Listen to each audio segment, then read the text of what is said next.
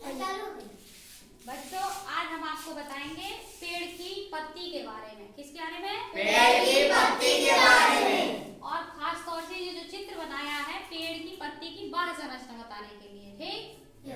तो पिछली कक्षा में हमने आपको बताया था कि पेड़ के दो भाग होते हैं, एक होता है और एक होता है जो मिट्टी के अंदर जड़ वाला भाग होता है उसे जड़ तंत्र कहते हैं, और जो मिट्टी से बाहर हवा में होता है उसे प्ररोह तंत्र। ठीक है। अब पेड़ के अंग कौन कौन से होते हैं हम लोग नीचे से बताएंगे। जड़, तना, पत्ती, फूल और फल। ठीक। इसी पेड़ में से अब हमने एक बड़ी पत्ती का यहाँ पर चित्र बनाया। किसका बनाया है? बड़ी पत्ती का चित्र। ठीक। इसी पत्ती को हम लोग बताएंगे अब। देखिए ये पत्ती हमने कैसे बनाई है? शाखा सहित। ठीक है। ये पत्ती शाखा में लगी है। अब ये पत्ती शाखा में जहाँ पर लगी है इसको हम लोग क्या कहते हैं? पर्णधार कहते हैं। और पत्ती के इधर से और इधर तक के भाग को क्या कहते हैं? पर्णफलक कहते हैं। क्या कहते हैं? पर्णफलक।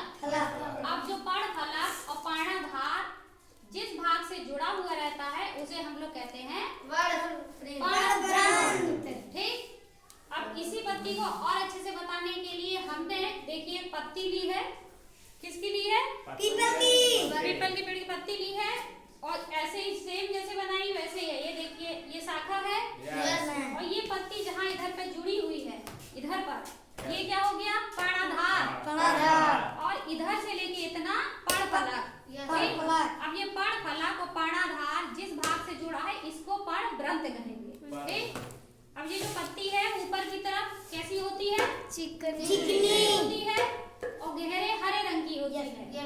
और पीछे की तरफ खुरदरी और कैसी? हल्के रंग की है। ठीक।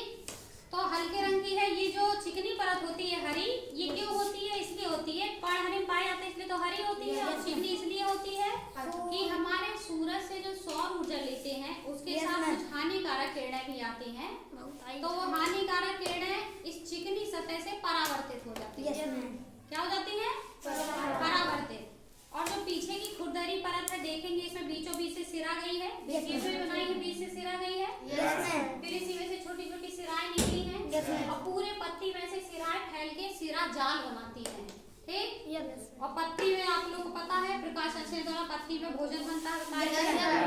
तो ये पत्तियां जो होती है जब भोजन बन जाता है इनमें मंड के रूप में इकट्ठा रहता है तो इन्हीं सिराओं के जाल के द्वारा ये कहाँ पूरे शाखाओं में, तने में, पूरे पेड़ में खाने को भेज देते हैं, जिससे कि पेड़ हरा रहता है और वृद्धि करता है, जिंदा रहता है। ठीक है।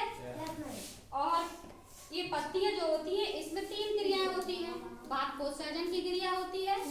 पानी को गर्म करने पे जो भाप बन के उड़ता है उसी को बाष्पोत्सर्जन कहते हैं। ठीक।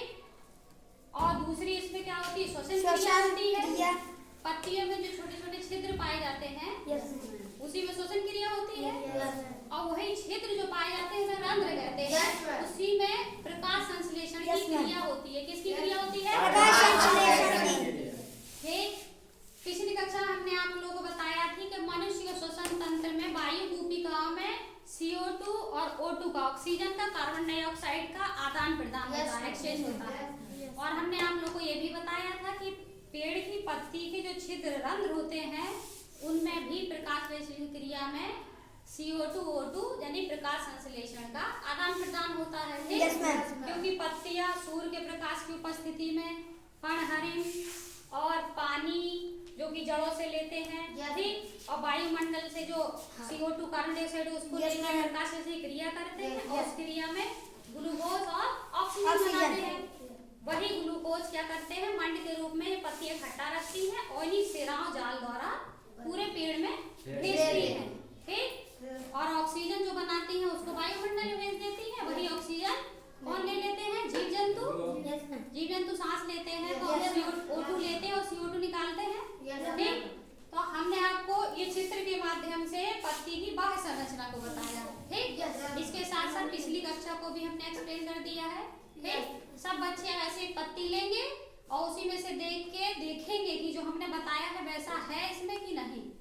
ठीक है। और ये चिकनी पत्ती जितना गहरा रंग होता है पत्ती का उतनी ही ज्यादा सौर ऊर्जा को अवशोषित करेगा। ठीक, सब बच्चों समझ में आ गया?